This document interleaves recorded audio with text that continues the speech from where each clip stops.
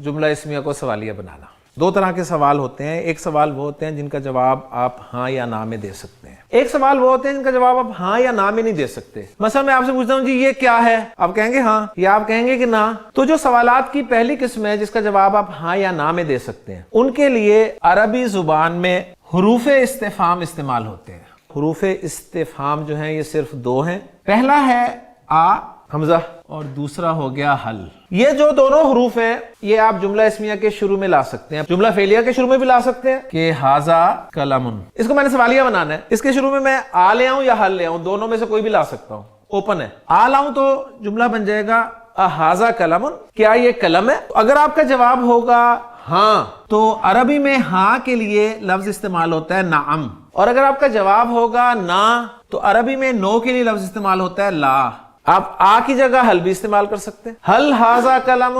اب وہ سوالات جن کا جواب ہاں یا نہ میں نہیں دیا جا سکتا، ایسے سوالوں کے لیے عربی زبان میں اسماء استفہام استعمال ہوتے ہیں، یہ جملے کا پارٹ بنتے ہیں۔ تو اسماء استفہام جو ہیں یہ دو سے زائد ہیں۔ تو پہلا اسم استفہام وہ ہے جی ماں، اور یہ اسم ہے تو اس کے معنی ہے جی کیا، جسے آپ انگریزی میں وٹ کہتے ہیں۔ قلم کی طرف اشارہ کر کے میں آپ سے پوچھتا ہوں جی یہ کیا ہے، انگریزی اس کی کیا ہے؟ What is this. انگلش میں کوسچن ورڈ پہلے آیا ہوا ہے، آپ نے یہ نہیں کہا کہ دس از وٹ۔ اردو میں کیا یہ ہے نہیں کہا، بلکہ کہا ہے کہ یہ کیا ہے۔ عربک میں جب یہ اسماء استفہام جملہ اسمیہ میں استعمال ہوں گے نا تو کوسچن ورڈ پہلے آئے گا، انگلش والا فارمیٹ ہوگا۔ کیا کے لیے لفظ ہے ماں، پیچھے رہ گیا یہ کہ عربی آپ کو آتی ہے، تو کوسچن ورڈ شروع میں آ گیا اور ھذا بعد میں آ گیا، جملہ بن گیا ما ھذا یہ کیا ہے۔ تو اب یہ پورا جملہ اسمیہ بن گیا آپ کا، ما ھذا یہ کیا ہے۔ جواب آپ کیا دیں گے؟ ھذا قلم۔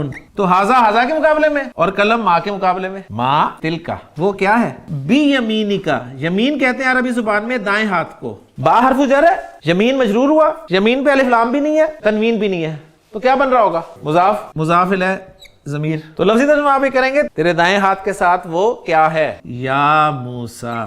ساری چیزیں یہ پوری آ گئی ہماری، کوسچن بھی آ گیا، حرف ندا بھی آ گیا۔ اے موسیٰ وٹ از دیٹ، مونس کی طرف اشارہ کیا، اس کا مطلب ہے کہ جو لاٹھی ہے وہ مونس ہوتی ہے عصا، اور تیرے دائیں ہاتھ میں وہ کیا ہے؟ تو قالا موسیٰ نے جواب دیا تھا ہیا، مونس کی ضمیر عصا۔ اچھا عصا مجھے بتائیں الف کے ساتھ لفظ ختم ہو رہا ہے نا، تو جو الف کے ساتھ لفظ ختم ہوتا ہے وہ مرفوع منصوب مجرور ایک جیسا ہی ہوتا ہے نا، تو ہیا عصا یا میری لاٹھی ہے۔ دوسرا اسم استفہام من ہے۔ من جو ہے یہ کون کے معنی میں استعمال ہوتا ہے، جیسے آپ انگریزی میں ہو کہتے ہیں، ہو آر یو۔ اب آر کی عربی نہیں ہے، ہو کے لیے مل گیا آپ کو من، اور یو کی عربی آپ کو آتی ہے انتا، من انتا من ربو کا۔ اب ترجمہ کیسے کریں گے؟ تیرا رب کون ہے، ما دینو کا، تیرا دین کیا ہے۔ تیسرا اسم استفہام جو ہے وہ ہے کیفا۔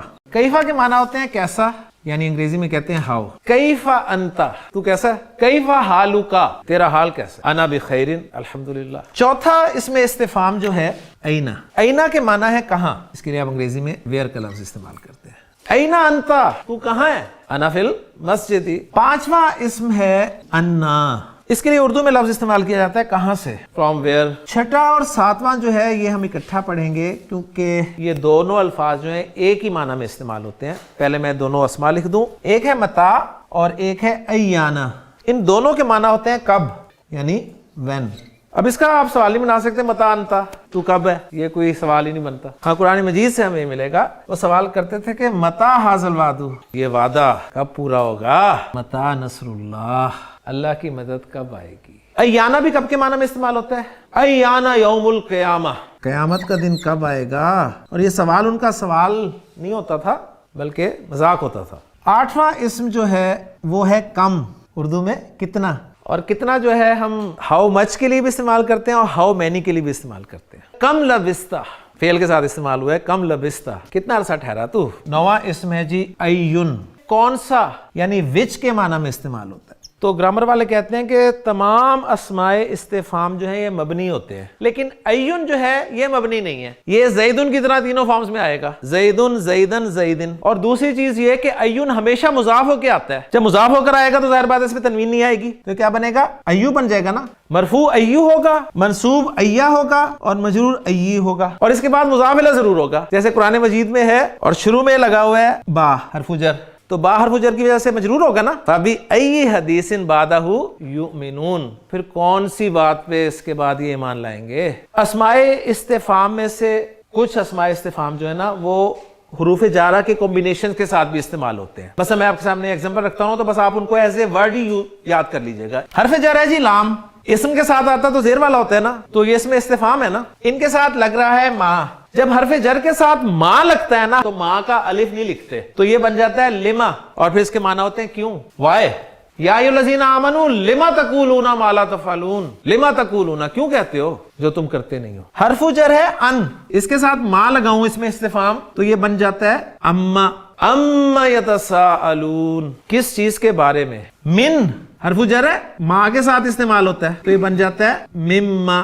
الف نہیں لگے گا اس میں استفہام کا, اگر الف لگا ہوا نا مما ہو, اما ہو, تو پھر ماں جو کے معنی میں آتا ہے. تو مما کس چیز سے, فَلْيَنْظُرِ الْإِنسَانُ مِمَّا خُلِقَ, انسان کو چاہیے کہ وہ دیکھے اسے کس سے, کس چیز سے پیدا کیا گیا. اس طرح قرآن مجید میں ایک اور استعمال ہوا ہے ماں کا فی کے ساتھ, فی ما انت من ذکرہا. من کے ساتھ لام استعمال ہوا ہے لمن, کس کے لیے, لمن الملک اليوم, آج کے دن کس کی بادشاہت ہے. سبحانک اللہم و بحمدک, اشہد ان لا الہ الا انت, استغفرک.